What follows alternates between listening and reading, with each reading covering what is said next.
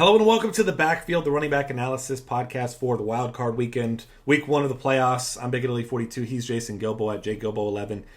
Not a lot of good options, not a lot of good matchups. There's a lot of good defenses in this first round. There's also not a lot of great running backs in this first round. So it's going to be tough to stomach most of these guys. And obviously, if you're playing, you're going to have to play running backs.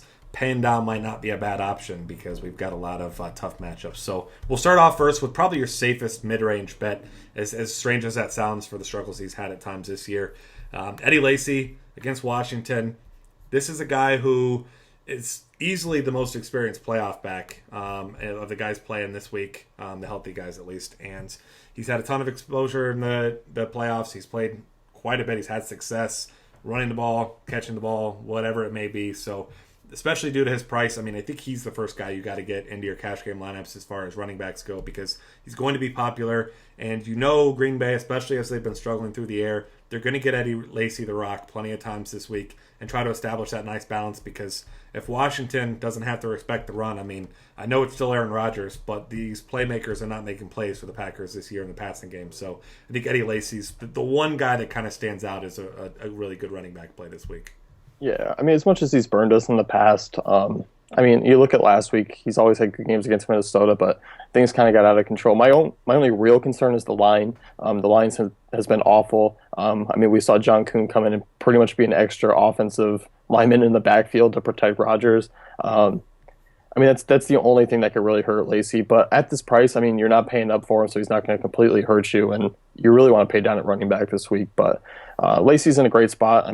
Washington hasn't been great against the run this season. They've allowed 122 rushing yards per game, ranks 26th in the league. They've also allowed a 4.8 yards per carry to opposing backs, which that's tied with San Diego, to put it really in perspective there. So if you want to go to a contrarian move, James Starks, he's an option if Washington jumps out to a lead, which could happen. Kirk Cousins plays well at home, and if they get up by 2 touchdowns, Starks is going to come in and be a receiving back. Also, with that offensive line being as bad as it is, he could be a check down option. So they're both in play for me this week, but Lacy's probably more of if you're playing cash games, I don't suggest it, but Lacy's probably your safer option. Yeah, makes a lot of sense. Your next guy up, obviously, Jamal Charles has been out for a significant amount of time now. Obviously, he's not coming back. So you got your Kendrick West, Spencer Ware in the backfield for the Chiefs. And obviously, Houston just wreaks havoc on passing games.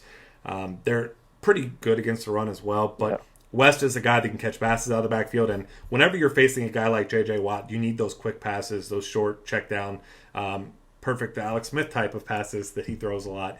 And Kendrick West just makes a lot of sense because he can make plays in the open field. And you imagine he's going to get plenty of targets because you got Jonathan Joseph's going to be on, Jeremy Maclin down the field. And, it's going to be tough to have any time to throw for Alex Smith. So these short passing game options are really the guys to target here. Yeah, and unfortunately Vegas has this one as a good run game flow type of game, but both have pretty good run defenses and, not established running backs, but just another cheap back that you can target this weekend.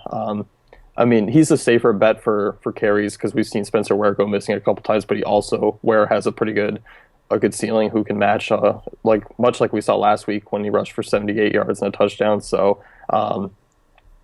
Houston, they rank 13th in rush defense per Football Outsiders.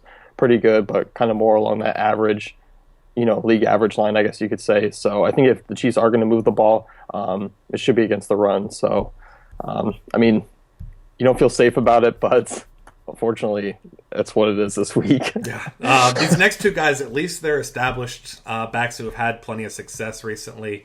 I guess by recently, I mean in recent years. Marshawn Lynch, not in recent weeks. But Lynch, obviously, another one of those guys who's had a ton of playoff success, except for the one time that they should have given him the ball at the goal line. But Tom Brady thanks you for that. But either way, Marshawn Lynch is going to make his return this week and sat out for quite some time. Really a ton of uncertainty. Really no news coming out about him at all over the past month or so. Now he's finally back with Thomas Rawls still doing admirably, but obviously he's on the IR with broken ankle now. So this is a guy that they're going to rely on a lot, as they always do in the playoffs. Obviously Russell Wilson has been great, but assuming that Marshawn Lynch is 100%, which indications are that he is, then you imagine he's going to get his full workload of at least probably 16, 17, 18 touches in this game.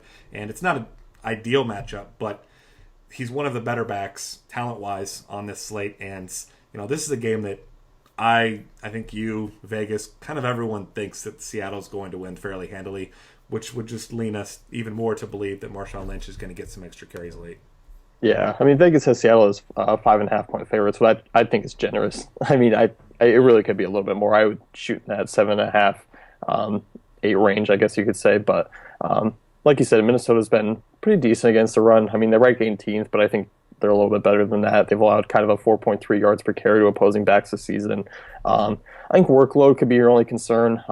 Maybe if he only gets 15 carries, it could be a bit of a downside. But I think he's a nice tournament play because I don't think people are going to be on him.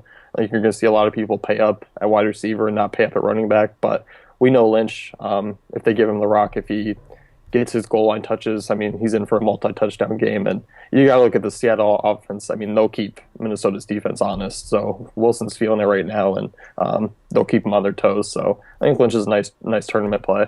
Yeah, I like that a lot. And then obviously on the opposite side, the most consistent running back this season, at least the only one that stayed healthy for just about the entire year, Adrian Peterson. Yes, he does get a tough matchup, and yes, Seattle knows they need to stop Adrian Peterson, but we have seen in the past teams knowing Adrian Peterson needs to be stopped and him still running for big numbers, and we've seen it in the playoffs a few times as well. So Adrian Peterson, easily the most talented back on this slate, and like we said, it is a tough matchup and a game they're not expected to win, and game flow has kind of taken him out before, but gotta imagine that Mike Zimmer and company realize that even if this game gets out of hand, you got to get Adrian Peterson the ball in some regard, and obviously Jerick McKinnon behind him, much better of a pass-catching back, playmaker in the open field, but Peterson may just get a ton of carries in this game if this game stays close.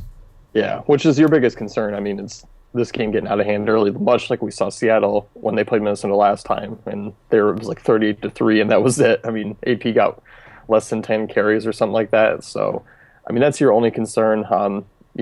AP's obviously the best back on the board, the most talented, but the matchup's not great. I mean, I'm not going out of my way to play him this week, but I mean, he just does need to be mentioned because he is Adrian Peterson. But I mean, if this game stays close, I mean, 100 yards and a touchdown is not out of the question. No, not at all. And I mean, like we said, he has been the most consistent running back for any team all season long. So certainly a guy that still has that upside. And it's not hard to have money to spend this week. Obviously, you're going to pay up for a couple receivers, but there are some cheaper options as well if you want to just pay up for a couple running backs. So that'll do it for this week for the not so pretty running back landscape as far as matchups go specifically. But I'm just here so I don't get fined. Yeah, that's what we're all here for. We're here to close our eyes and hope our running back scores a couple touchdowns. But either way, find us on Twitter at DF Cafe, subscribe to our YouTube channel, and check out the rest of our content at dailyfantasycafe.com.